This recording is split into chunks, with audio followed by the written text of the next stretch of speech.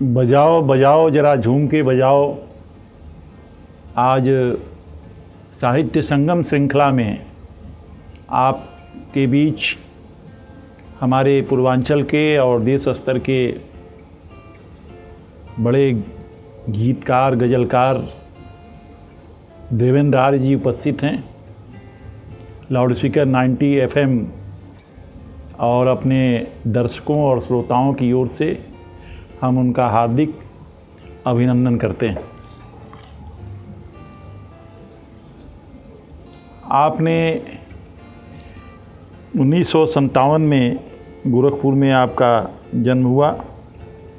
Railway में आपने लंबे समय तक वेलफेयर इंस्पेक्टर के रूप में भी सेवा दी, लेकिन लिखने पढ़ने से आपका ताल्लुक़ हमेशा बना रहा और रंगमंच के क्षेत्र में भी सक्रिय रहे।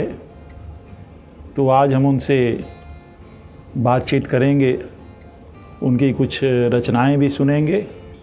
तो आइए शुरू करते हैं बातचीत का सिलसिला। जी, सबसे पहले हम आपका वो गीत एक गोरखपुर के बारे में है कि गोरखपुर कैसा हो संतूर, तो हम चाहेंगे कि हमारे श्रोताओं और दर्शकों को वो गीत आप सुनाएं।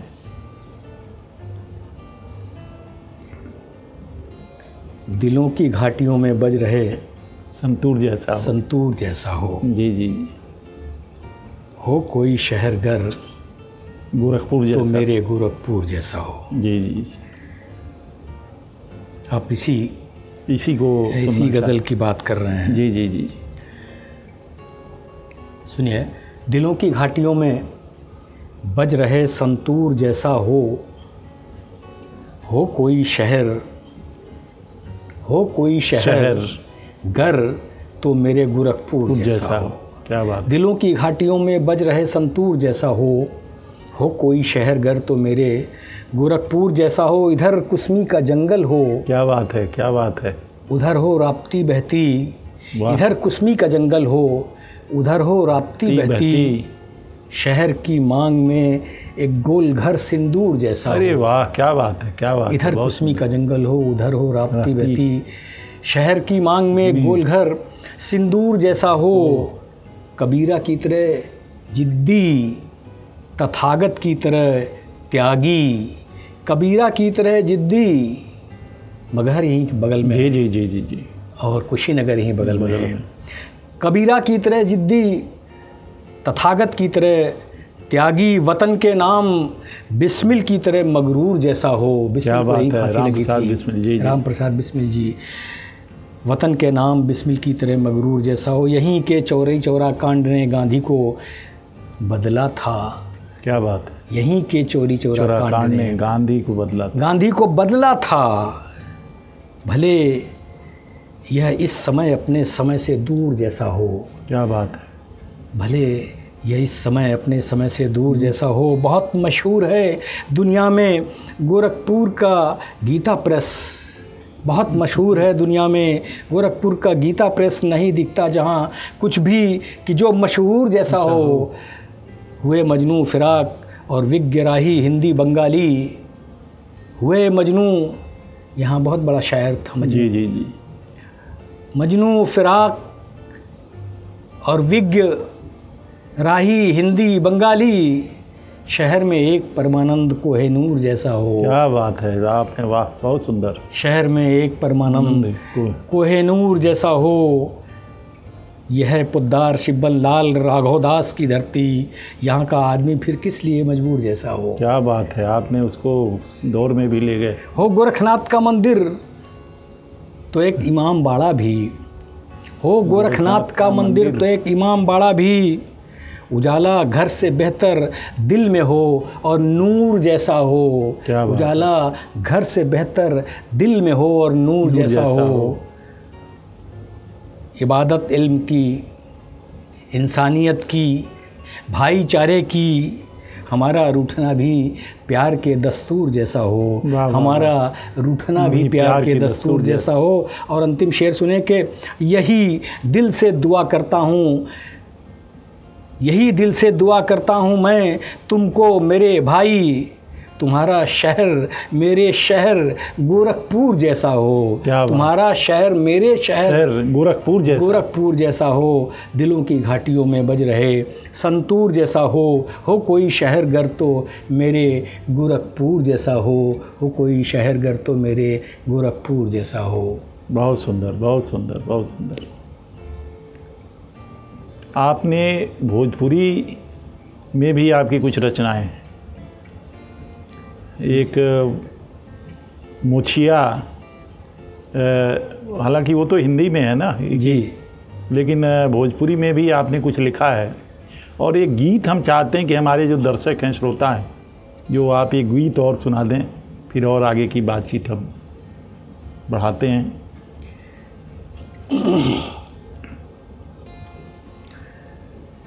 देखिए, एक गीत आपको सुना रहा हूँ। जी। शून्य की खोज कहते हैं कि यहीं भारतवर्ष में हुई। जी। शून्य की क्या महिमा है ज़िंदगी में, उसको केंद्रित करके गीत है। सुने आप, कोशिश कर रहा हूँ कि आपको स्वर से सुना सकूँ। जी जी।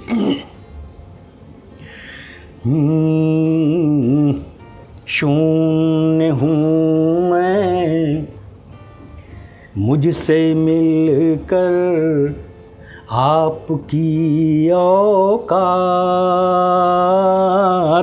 कुछ नहीं तो 10 गुना बढ़ जाएगी।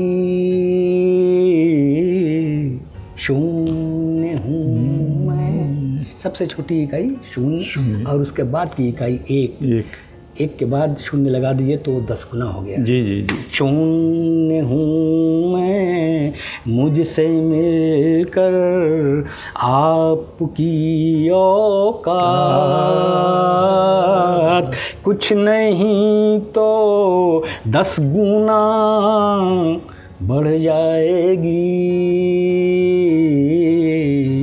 शून्य हूँ मैं, तो खो गई है जिद मेरी, असहाय हूँ। खो गई है जिद मेरी, असहाय हूँ। मैं दुखों का संगठित समुदाय हूँ। मैं दुखों का संगठित समुदाय हूँ। शब्द की सीमाओं से हूँ बेदखल। शब्द की सीमाओं से हूँ बेदखल। मैं हवा में तैरता अभिप्राय हूँ। प्यास हूँ मैं, अपनी आँखों में बसा लो तुम। प्यास हूँ मैं, अपनी आँखों में बसा लो तुम। बूंद के भी तर नदी भर जाएगी। प्यास हूँ मैं, अपनी आँखों में बसा लो तुम। बूंद के भी तर नदी भर जाएगी। शून्य हूँ मैं, मुझसे मिलकर आपकी औकात कुछ नहीं तो 100 गुना बढ़ जाएगी। शून्य हूँ मैं। अंतिम बंद इसका कि खींच लेती है कटीली सादगी। क्या बात। प्यार ही है काफिरों की बंदगी, खींच लेती है कटीली सादगी। प्यार ही है काफिरों की बंदगी, अपने अपने देखने का ढंग है। प्यार में भी है छुपी, प्यार में भी पत्थरों में भी छुपी है नाजुकी। मौन हूँ मैं, मुझको बुन लो अपने गीतों में। जिंदगी फिर जिंदगी बन जाएगी। मौन हूँ मैं, मुझको बुन लो अपने गीतों में। जिंदगी फिर जिंदगी हो जाएगी। शून्य हूँ मैं, मुझसे मिलकर आपकी औकात कुछ नहीं तो 10 गुना बढ़ जाएगी। क्या बात है, बहुत सुंदर, बहुत धन्यवाद धन्यवाद। आपके जीवन में भी तमाम उतार चढ़ाव के दौर आए, लेकिन उस दर्द के पलों में भी आपने कुछ रचा। हम लोग फेसबुक पर भी उसको देखते रहे हैं। इधर कुछ नई रचना आपकी आई है क्या कोई? और कई संग्रह लगातार आ रहे हैं और लिखना तो जारी है लगातार, यही है हमारा जी। तो मतलब रेलवे का जो माहौल है जी, और आपके जीवन में बंगाली जी का, जी जो देवेंद्र बंगाली जी जी के साथ आपका बड़ा सानिध्य रहा, और मेरा ख्याल है वो भी रेलवे में ही हुआ करते थे। जी जी। तो उनका कितना प्रभाव आपके ऊपर पड़ा? बंगाली जी रेल में थे और मुझसे खैर बहुत बड़े थे उम्र में जी। जब मैं रेल में आया नया तो उस समय बंगाली जी रेल में अकाउंट्स डिपार्टमेंट में काम करते थे जी। तो बहुत ही सीनियर कवि उस समय उनकी एक तरह से तूती बोलती थी उनकी कविताओं की, उनके गीतों की। तो एक धीरे धीरे एक तरह की मित्रता उनके साथ पैदा हो गई जी। और उस मित्रता के नाते मैं पहले गीत नहीं लिखता था जी, पहले कविताएं ही लिखा करता था। तो बंगाली जी ने एक दिन कहीं सुना होगा मुझे, तो उन्होंने कहा कि आप गुनगुनाते बहुत अच्छा हैं, तो आप गीत लिखा करिए जी। तो मैंने कहा कि गीत कैसे लिखा जाएगा, मुझे तो पता नहीं है। तो कहे कि नहीं लिखिए आप। तो अब चूँकि कविताएं मैं लिखता ही था और गीत वगैरह सब पढ़ता ही था, तो मैं 2-1 गीत लिख के फिर उनको दिखाया। सीनियर हैं हमारे तो जी। तो अब बंगाली जी ने उसमें जो इस्लाह की जी जी जी, तो वो देखने के बाद तो उस कागज़ को मैंने कहा कि तो मेरा रह ही नहीं गया अब। तो फिर इस तरह की 2-3 बार घटनाएं हुई जी। और फिर मैंने निर्णय लिया कि नहीं, मैं जो लिखूँगा खुद लिखूँगा और जैसा भी होगा। तो फिर बंगाली जी पूछते थे गीत इधर नहीं लिख रहे क्या, तो मैं कह देता हूँ नहीं इधर तो कुछ नहीं हुआ। तो कहने का मतलब कुल ये था कि देखिए बरगद के नीचे पनपना मुश्किल होता है। बिल्कुल। तो और किसी के प्रभाव में न पड़ते हुए अपनी राह बनाना अलग होता है, बहुत कठिन होता है। क्योंकि तमाम सारे लोग अब केदारनाथ सिंह हमारे जो इसी इलाके के मूर्धन्य कवि गुजरे हैं, जी। ज्ञानपीठ पुरस्कृत। तो आज की तमाम सारी पीढ़ी जो है उनकी कविताओं की नकल कर रही है, उनके स्टाइल की नकल कर रही है। तो वो कहीं ठहरता नहीं है जब तक आपका अपना योगदान क्या है। तो मैंने फिर वहाँ से किनारा किया और फिर मैं अपने गीत लिखने लगा। और बाद में बंगाली को पता चला कि लिख रहा है, दिखाता नहीं। तो फिर कई बात हुई तो हमने कहा कि बंगाली जी आपकी अपनी स्टाइल है, मेरी अपनी स्टाइल है, तो उसमें गड़बड़ हो रहा था। तो नहीं नहीं ठीक है, आप अपने तरीके से लिखिए। जी जी जी। तो बहुत नज़दीक उनका साथ रहा है। और गोरखपुर के जो नॉन एकेडमिक और मौलिक कवि अगर किसी को कहा जा सकता है आधुनिक कविता के समय में, तो वो देवेंद्र कुमार बंगाली ही थे। जी जी। मैंने बंगाली के ऊपर 2 किताबें संपादित की हैं। जी जी जी। तो बहुत के साथ तमाम स्मृतियां हैं। जी। बहुत कम बोलते थे, बहुत शॉर्ट कट के थे, छोटे से, और कुर्ता पैजामा पहनते थे, जाड़ों में कोट भी पहन लेते थे। जी जी। वो उन्होंने ही लिखा ना कि एक पेड़ चांदनी लगाया है आंगने, फूले तो आ जाना एक फूल मांगने। बहुत उनका मतलब बहुत प्रसिद्ध गीत है ये। एक पेड़ चांदनी लगाया है आंगने, फूले तो आ जाना एक फूल मांगने। जी।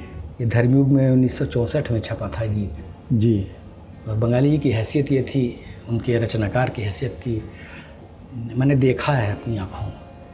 वो अंतर्देशी हुआ करती थी पहले, अब तो जी जी जी। चिट्ठी पत्री का दौर ही ख़त्म हो चुका, पोस्ट कार्ड अंतर्देशी। तो अंतर्देशी होती थी, उसमें वो लिख के भेज देते थे। और धर्मवीर भारती जैसे संपादक धर्मयुग के, वो उस अंतर्देशी में भेजे गए गीत उनके छाप देते थे। जी जी जी। और लगभग अगला ही अंक जो प्रेस में जाने वाला होता उसी में आ जाती थी। बहुत प्रसिद्ध गीत है। और इस गीत के बारे में कहा जाता है कि नवगीत विधा की शुरुआत ही इस गीत के साथ होती है। जी जी जी। बहुत चर्चित गीत रहा है एक पेड़ चांदनी। एक आपकी रचना है आग बीनती औरतें। जी।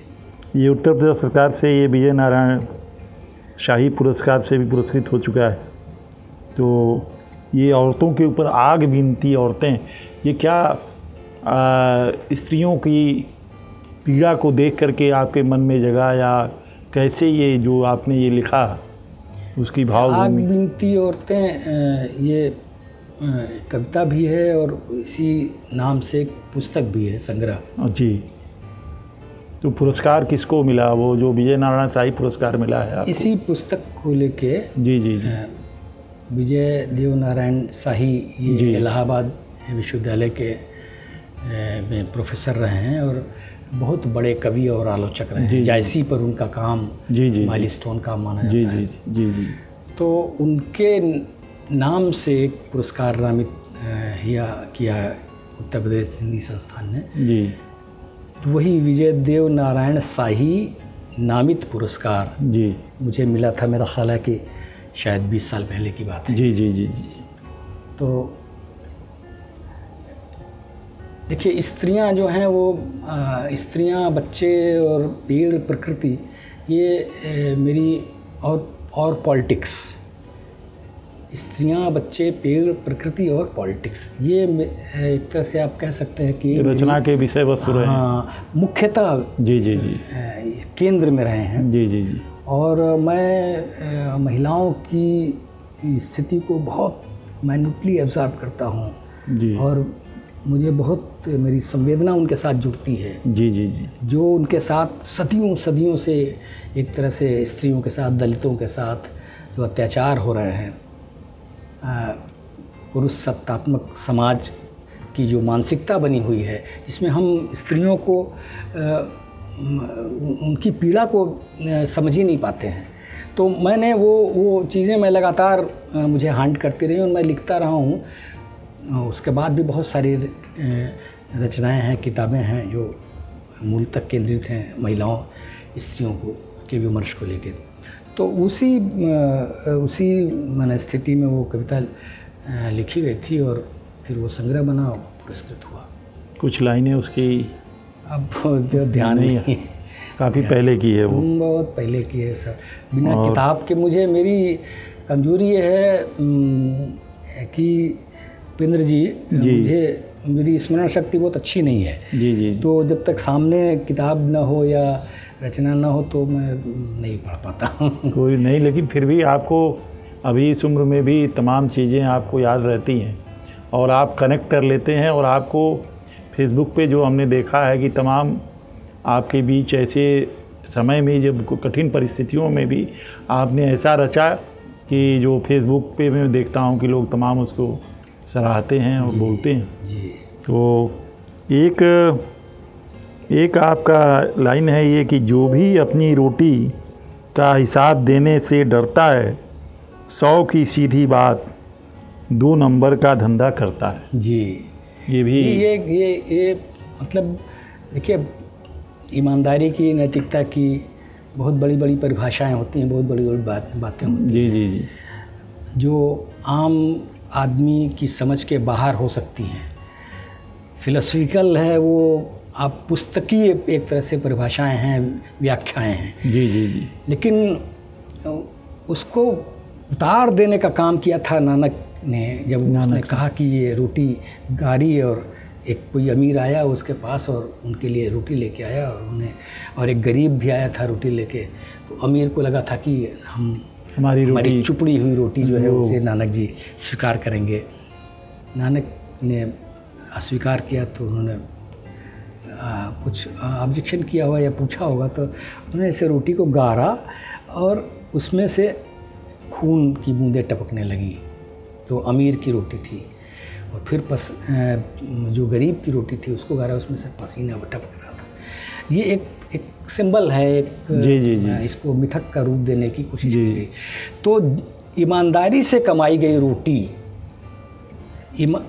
गांधी इसीलिए कहते थे कि सिर्फ लक्ष्य ही हमारा शुद्ध नहीं होना चाहिए, साधन भी शुद्ध होना चाहिए। साधन की पवित्रता की बात गांधी किया करते थे। तो ये साधन की पवित्रता अगर नहीं है, आपने लूट के कमा लिया और अब आप दान पुण्य कर रहे हैं, मंदिर बनवा रहे हैं, भोज करवा रहे हैं, तो उसका कोई मतलब नहीं है, क्योंकि वो जो धन आया उसका साधन आपका ठीक नहीं था। जी। तो वो इसीलिए है कि अपनी रोटी का हिसाब अगर आप दे सको ईमानदारी से जी, और इसीलिए चोरी होती है, जो कर प्रवंचन है, तमाम सारी चीज़ें आदमी छिपाता है कि कोई जानने ना पाए, टैक्स न लगने पाए। जी। तो हिसाब नहीं दे सकते हैं आप। जी। तो जाहिर है कि 2 नंबर का धंधा आप कर रहे हैं। जी। इधर आपकी नवीनतम कोई रचना जो आई हो? नवीनतम में हाल फिलहाल या कोई आपको जो याद आ रहा हो?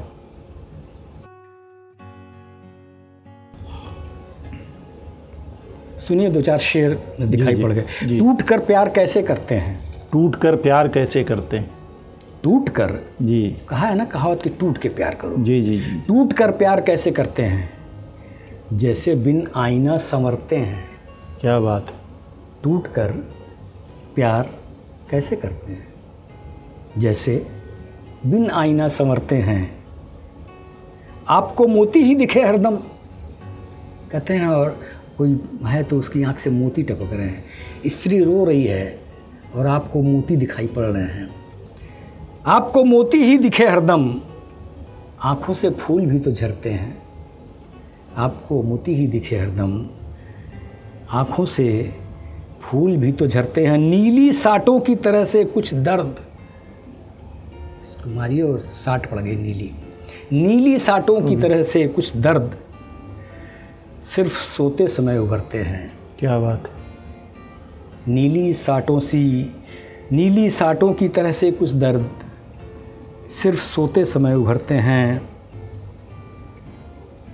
इश्क करना उन्हीं के बस का है। इश्क करना उन्हीं के बस का है। उन्हीं के बस का है जी। जिंदगी के लिए जो मरते हैं। क्या बात है, क्या बात है। इश्क करना उन्हीं के बस का है। जी। ज़िंदगी के लिए जो मरते हैं। मरते हैं, ज़िंदगी के लिए जो मरते हैं।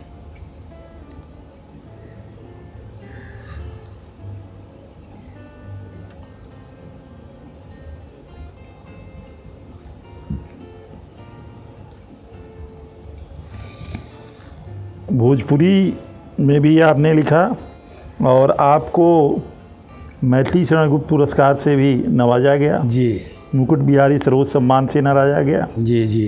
और 5 गज़ल संग्रह भी आपके प्रकाशित हो चुके हैं। 4 गीत संग्रह हैं, 2 कविता संग्रह हैं। और आलोचना के क्षेत्र में शब्द असीमित, जी। इस पुस्तक में 29 आपके आलेख हैं। गालिब मुक्तिबोध, शमशेर केदारनाथ, रघुवीर सहाय, अदम, इन पे ये सारी हाँ, इस पे लेख हैं ना? लेख हैं इसमें। जी जी जी। तो आप हमारे बीच आए और इतनी अपने गीत, अपने गज़ल से आपने हमारे श्रोताओं को आनंदित किया। बजाओ बजाओ, ज़रा झूम के बजाओ लाउड स्पीकर 90 FM में। हम फिर अगले हफ्ते किसी और शख्सियत को लेकर के आएंगे। तब तक आप सुनते रहिए और देखते रहिए लाउड स्पीकर 90 FM। बहुत बहुत धन्यवाद, बहुत बहुत आभार। धन्यवाद।